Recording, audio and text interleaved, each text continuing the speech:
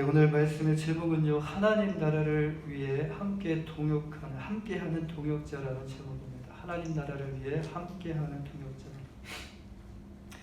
인생을 살아가면서 가장 큰 축복은 여러분 무엇이라고 생각하십니까? 인생을 살아가면서 내가 태어나서부터 생을 마감하는 그날까지 인생을 살아가면서 나에게 있어서 가장 큰 축복은 무엇일까? 무엇이라고 생각하십니까? 어떤 분은 또 뭐니 해도 그래도 머니가 최고죠 라고 하시는 분도 계실 거예요. 그런데 대부분의 사람들은요, 이 축복하면 떠오르는 이미지가 뭐냐면 물질입니다. 축복하면 떠오르는 게 물질이에요. 이렇게 돈을 떠올리는 경향이 많습니다.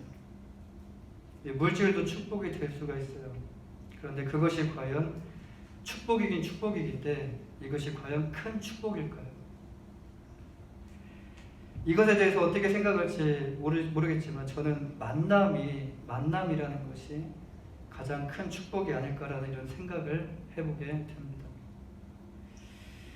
물질은 눈에 보이지만요, 이 관계를 이루기 위한 만남, 이 만남은 눈에 보이지 않습니다. 여기서 이 관계는요, 이 사람과 사람 사이의 만남을 의미해요.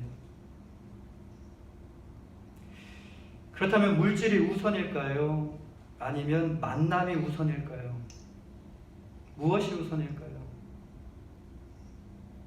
뭔가를 이뤄내고 또 그 뭔가를 이뤄냄을 통해서 물질이 우리의 손에 들어오기 위해서는 첫 번째로 만남이 우선입니다. 우리는 이 세상 속에 살아가지만 여러분, 우리는요, 혼자만 이 세상에 살아가는 것이 아니에요. 마치 혼자 세상을 살아가는 것처럼 생각하는 사람들이 굉장히 많습니다. 요즘 들어서 더 많아요.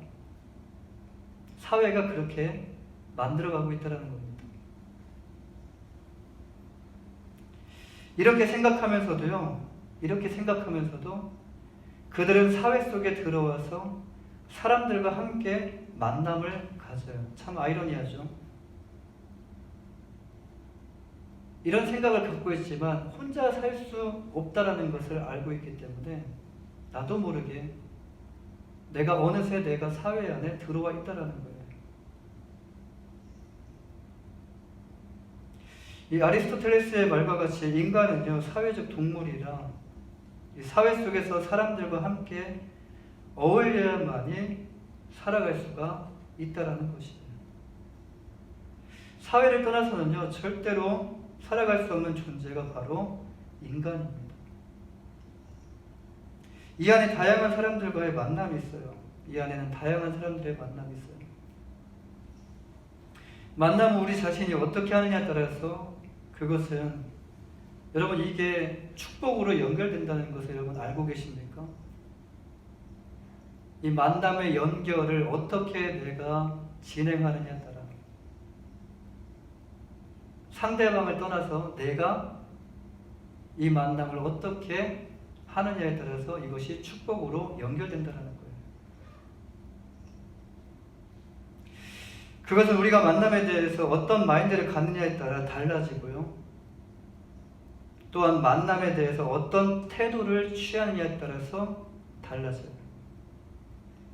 어떤 사람은요, 모든 만남을 소중하게 생각하는 사람이 있어요. 이 사람도 소중하고 이 사람도 소중하고, 가진 게 많은 사람만 소중한 게 아니라 가진 게 없는 사람도 소중하고,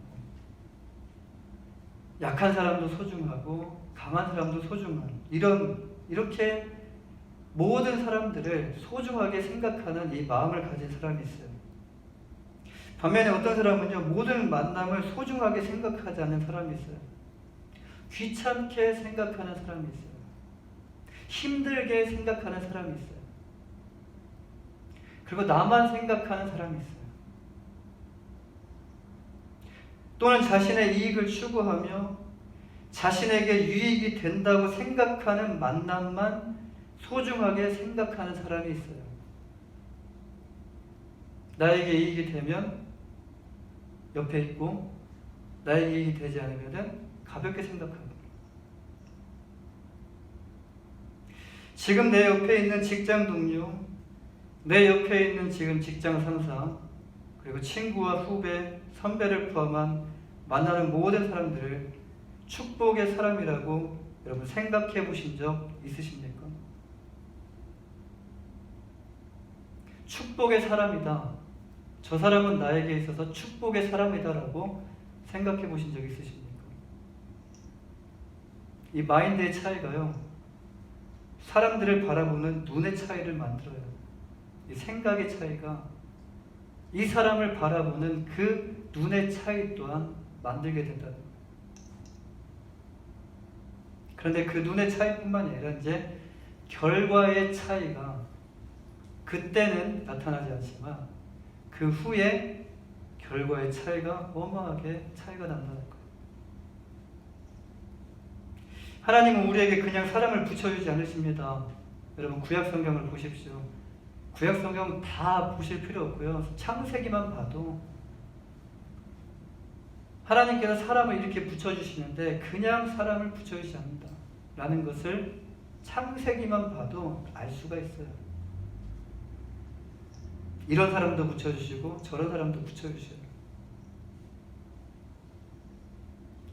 우리를 향한 분명한 뜻이 이 안에 있습니다. 여러분이 만나는 모든 사람 안에 하나님의 뜻이 분명히 있다라는 거예요. 사랑하는 여러분, 이제부터 만남에 대해서 크게 생각하지 않았다면, 지금까지 만남에 대해서 크게 생각하지 않았다면, 여러분 이제부터라도 만남을 소중하게 생각하시길 바랍니다. 아멘이십니까? 나와 함께하는 사람을 소중하게 생각하고 축복이라고 생각하시길 바랍니다. 그런데 인생보다 더 중요한 것이 있어요. 지금 이 인생을 살아가는 이것보다도 더 중요한 것이 있어요. 그것은 바로 신앙생활이에요. 왜냐하면 인생은요, 이 땅에서의 삶에서 끝나지만 여러분 신앙생활은요, 이 땅에서 영원으로 이어지는 삶이기 때문에 그래요. 그렇다면 여러분은 신앙생활을 하면서 가장 큰 축복이 무엇이라고 생각하십니까? 이제는 신앙생활에 대해서 한번 생각해 보시길 바라요. 신앙생활을 하면서 가장 큰 축복이 무엇이라고 생각하십니까?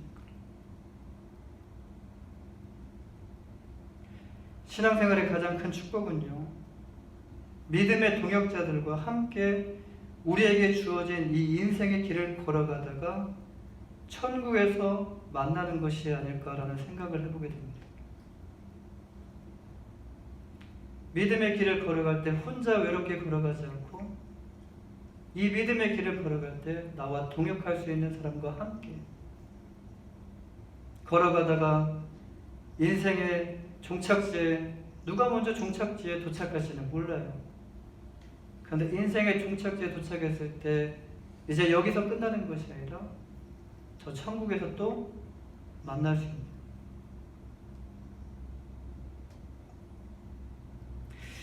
세상 사람들과 달리 우리 그리스도인들이 이 세상을 떠날 때 이렇게 인사를 한다고 합니다. Good night. 예. 그리고 see you in heaven. 근데 세상 사람들은 이렇게 인사를 할 수가 없어요. 내가 여기 있는 것은 아는데 어디로 가는지 몰라요. 그리고 만날지 안 만날지도 정확하게 몰라요. 그래서 정확하게 이 말을 할 수가 없다라는 거예요. 그런데 그리스도인들은 good night을 할 수 있어요. 그리고 see you in heaven 할 수 있어요. 만나는 장소를 정확하게 알고 있기 때문에 그렇습니다. 여러분 이 찬양 아시죠? 천국에서 만나보자 그날 아침 거기서. 이 찬양 이 첫 가사가 정말 마음을 울립니다. 거기에 아침, 그날 아침 거기서. 지금은 고통스럽고 지금은 공부하는데 힘들죠. 일하시는데 힘들죠. 관계를 맺는데 또 힘들죠. 근데 그날 아침을 바라볼 때 이 아직도 오진 않았지만 그 천국을 바라볼 때 내 마음에 위로가 되고 내 마음에 소망이 넘칩니다. 여전히 힘들지만 그곳을 바라보며 눈물을 흘리며 기대하는 마음.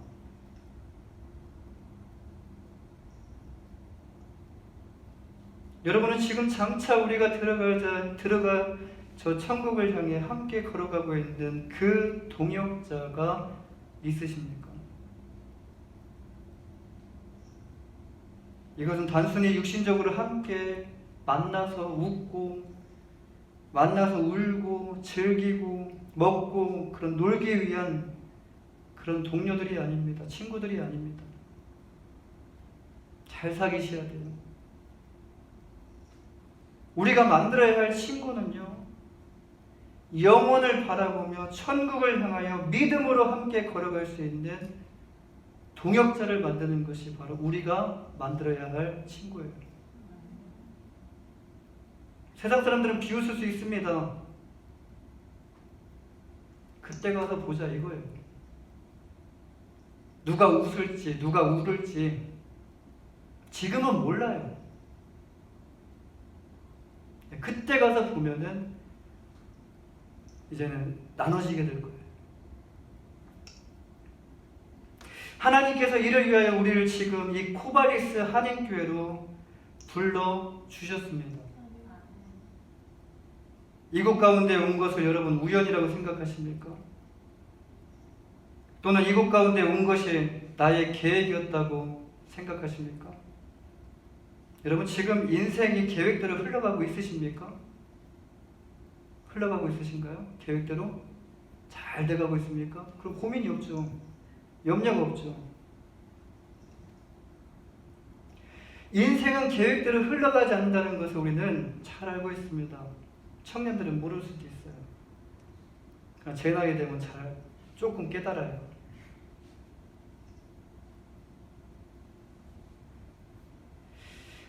여러분은 모르겠지만 하나님의 뜻이 있기 때문에 여러분은 지금 이 자리에 있다라는 것이에요. 우리를 교회로 부르신 이유가 무엇이죠? 그 이유, 오늘 본문 말씀과 같이 하나님 나라를 위하여 함께 하는 동역자가 되게 하기 위해서 우리를 지금 코바리스 한인교회의 공동체로 우리를 부르셨다는 말씀이에요. 할렐루야. 오늘 본문은요, 골로새 교회를 향한 서신서의 바울 사도의 이 마지막 인사의 내용이 담겨져 있어요. 이 골로새 교회를 향하여 편지를 썼을 때 이제는 이 마무리를 지어야 되는데 얼마나 마음이 무거웠을까요? 한 번도 보지도 못한 그 골로새 교회 성도들 향하여 편지를 들고 붓을 들고 편지를 쓰는데 이제는 이 편지를 마무리할 때가 왔어요. 오늘 바울 사도는요, 골로새 교회를 향한 서신서를 끝맺으면서 골로새 교회 성도들에게 하나님 나라를 위해 함께 달려왔던 동역자를 두기고부터 시작해서 맨 마지막에 기록된 이 아키포에 이르기까지 몇 명일까요?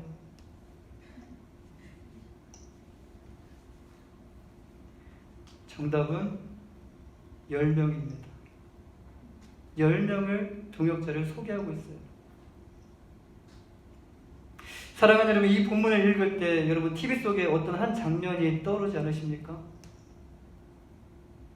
이 본문을 읽노라면 마치 그 연말에 방송하는 각종 이 시상식의 장면이 떠오르지 않으셔요? 안 떠오른가요? 이번에 대상이 이름이 호명될 때 이 대상을 받은 배우가 눈물을 흘리며 단상에 오릅니다. 단상에 오르면서 상을 받기 위해 이렇게 단상에 오르는데 상을 받고 난 다음에 이 대상을 받은 이 소감을 발표할 때 그 배우가 자기 이름 계속 말하지 않아요. 누구의 이름을 말합니까? 뒤에서 보이지 않게 수고했던 사람들의 그 이름을 한 사람 한 사람 호명하며 부르며 언급하며 그 자리를 대신하여 감사 인사를 전합니다. 바울 사도가 이렇게 하나님 나라를 위하여 함께했던 동역자들을 소개하는 이유가 과연 무엇일까요?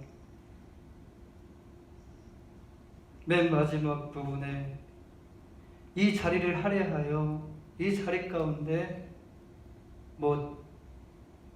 그 더 중요한 말씀을 기록할 수도 있지만 사람들의 이름을 한 사람 한 사람 기록하면서 이렇게 동역자들을 소개하는 이유가 과연 무엇이었을까요? 지금 자신이 하고 있는 이 복음 사역이 절대로 혼자 한 것이 아니라는 것을 말해주고 싶은 겁니다. 지금 이곳에 기록된 이 10명의 동역자들이 그 외에도 많습니다.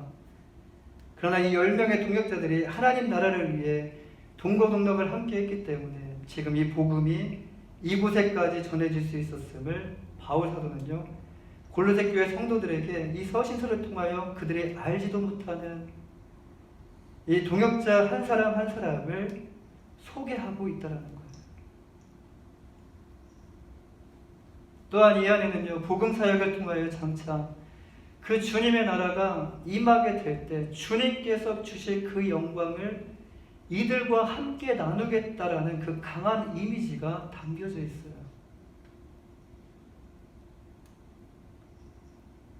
지금은 비록 감옥에 있어서 함께 할 수 없지만 지난날 자신과 함께 동역했던 이들을 기록하며 떠올릴 때 바울 사도의 마음은 어땠을까요? 이름 하나하나 써가면서 이 사람은 어떤 사람인가 이렇게 구체적으로 간략하게 쓸 때 바울 사도의 마음은 어떤 마음이 들었을까요? 한번 생각해 봤습니다. 저 또한. 이 바울 사도의 마음에는 환희와 기쁨과 감격, 지금 현재 처해 있는 그 상황은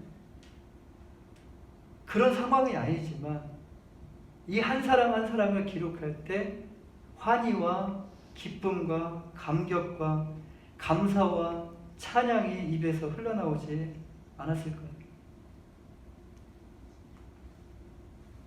저 또한 그렇습니다. 여러분, 10년 전에 제가 미국에 오기 전 10년 전에 한국에서 사역을 할 때 교회를 섬겼을 때 함께 했던 동역자들의 지금 이름이요, 지금도 잊혀지지가 않아요. 그 동역자들의 이름을 생각할 때 너무 감사해요. 함께 힘든 일들을 같이 동역하며 사역했던, 또 잠시지만 이 캔자스시티에서 교회를 섬겼을 때도 함께했던 동역자들의 이름이 떠올라요. 또 클락스빌에서 교회를 섬겼을 때도 그렇습니다. 하나님 나라를 위하여 함께했던 동역자들의 이름은요, 여러분 어딜 가도 그 이름은 지워지지가 않는다는 거예요. 예수 그리스도의 이름이 전해지는 곳마다 하나님 나라에 함께 동참했던 동역자들의 이름 또한 전해지게 된다는 거예요. 여러분도 그렇지 않습니까? 함께 했을 때 좋았던 사람들의 이름을 여러분 기억하지 않으십니까? 그리고 어디에 가도 그 이름이 떠오르지 않으십니까? 내가 이 자리에 떠나도, 내가 먼 곳에 있어도, 통화를 할 수가 없어도, 편지를 할 수가 없어도 그 이름은 내 머릿속에서 죽을 때까지 기억나는 이름. 바울 사도가 지금 그런 마음으로 골로새 교회 성도들에게 자신과 함께했던 그 동역자 한 사람 한 사람을 소개하고 있다는 거예요. 함께했던 동역자들을 생각할 때마다 기쁨을 감출 수가 없고, 그때 함께했던 사역 때문에 흥분을 감출 수가 없었을 거예요. 함께 뭔가를 이뤘을 때 여러분 너무 기쁘지 않으십니까? 근데 그 기쁨을 함께 나누고 함께 했던 사람들의 이름이 여러분 기억나지 않으십니까? 바울 사도는 아무것도 할 수 없는 감옥에서 함께 했던 동역자들로 인하여 많은 위로를 받았을 것이고요. 그리고 그 동역자들로 인해서 힘을 얻었을 거예요. 오늘 이 본문을 통해서 하나님께서 우리에게 주시고자 하는 메시지가 무엇일까요? 탁월하고 뛰어난 한 사람으로는 주님의 몸된 교회가 세워지지 않는다는 것을 보여주고 있어요. 바울 사도와 함께 동역했던 이 동역자들이 있었기 때문에 주님의 몸된 교회가 든든하게 세워질 수 있었다는 것을 지금 이 말씀을 통해서 우리에게 보여주고 있는 겁니다. 또한 이 동역자들을 통해서 복음이 전해질 수 있었다는 것. 여러분, 두기고와 같은 오네시모와 같은 전령, 바울이 편지를 썼습니다. 그런데 이 편지를 자신이 가져갈 수가 없어요. 지금 갇혀있는 상태예요. 누군가 이 편지를 대신해서 가져갈 사람이 필요한데 두기고와 오네시모가 그 편지를 들고 골로새 교회를 향해서 달려간다는 거예요. 자신의 모든 할 일을 제치고 무엇을 가장 중요시 여기며 두기고와 오네시모가 달려가고 있습니까? 바울 사도가 쓴 그 골로새 교회를 향하여 쓴 그 편지를 들고 달려가고 있다는 거예요. 지금처럼 자동차가 발달되어 있고 교통수단이 이렇게 발달되어 있으면은 그래도 나 내 할 일 많은데 가다가도 정말 지금 내가 하는 게 이게 중요한 것인가? 이런 생각도 들 수도 있지만 그 모든 생각을 다 제쳐버리고 오직 바울 사도가 쓴 그 골로새 교회를 향하여 쓴 서신서를 가지고 달려갔다는 거예요.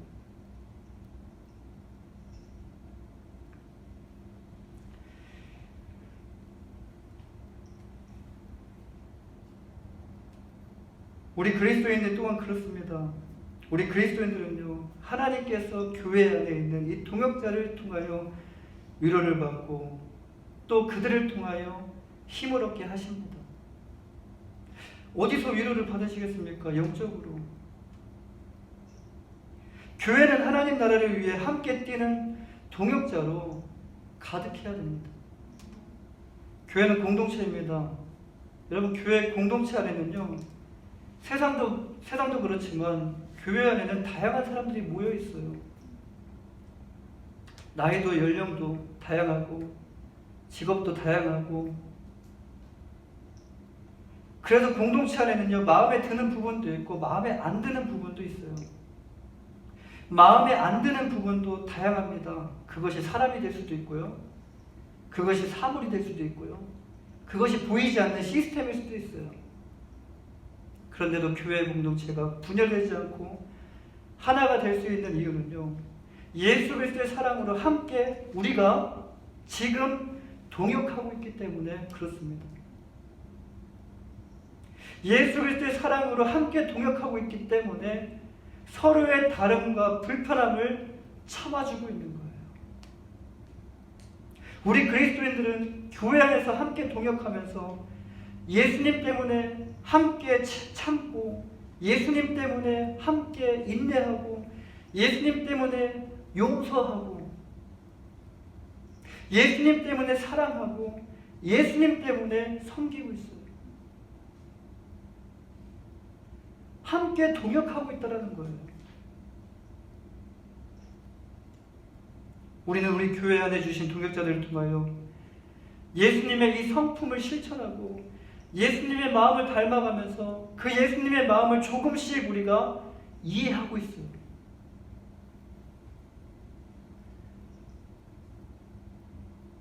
이를 통해서 교회는 성장의 모습이 느려서 보이지는 않지만, 더뎌 보이지만 조금씩 그리스도의 장성한 분량에 이르는 데까지 우리 모두는요, 지금 성장하고 있어요. 지금 나와 함께하고 있는 이 동역자가 있기 때문에, 지금 옆에 있는 동역자가 있기 때문에 교회가 존재하고요, 우리 자신이 존재하고 있는 것입니다. 사랑하는 여러분, 하나님의 나라의 확장을 위하여 지금 우리 모두를 동역자로 부르셨음을 믿으시길 바랍니다. 여러분, 복은 다른 곳에 있지 않습니다. 복은 안에 있어요. 첫 번째 복은 누구에게 있을까요? 내 안에 있어요. 그리고 우리 안에 있어요. 주님의 마음으로 생각하고 주님의 눈으로 영혼을 바라보시길 바랍니다. 교회를 향한 주님의 뜻이 무엇인지 생각해 보시길 바라요. 그러면요, 여러분, 미워할 사람이 없어요. 그러면 싫어할 사람도 없어요. 그러면 여러분, 시기하고 질투하고 다툴 이유가 없어요. 사랑만 하기에도 부족한 시간이에요. 복음을 전하기에도 부족한 시간이에요.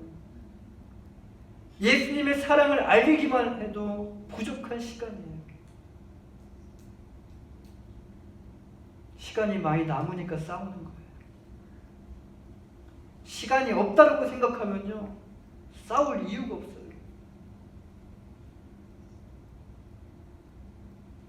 나에게 주어진 시간이 여러분 오늘만일지, 아니면 내일까지일지, 아니면 먼 미래까지일지 누가 알겠습니까? 그렇게 생각하면 사랑하지 못할 사람 없고 용서하지 못할 사람 없습니다. 오늘 본문 말씀과 같이 우리 모두가 먼저 하나님 안에서 좋은 동역자가 되시길 바랍니다. 좋은 동역자가 교회 안에 많이 세워지는 것은요, 다른 것이 없어요. 그냥 내가 좋은 동역자가 되야겠다라는 그 마음 품으시면 돼요. 할렐루야. 내가 교회에 좋은 동역자가 되야겠다.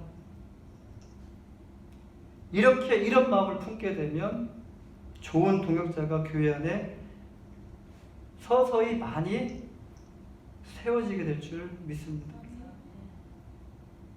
하나님께서 기뻐하시는 영혼 구원에 힘을 다하는, 함께 동역하는 그런 코바리스 한인교회가 되시기를 주님의 이름으로 간절히 축원합니다.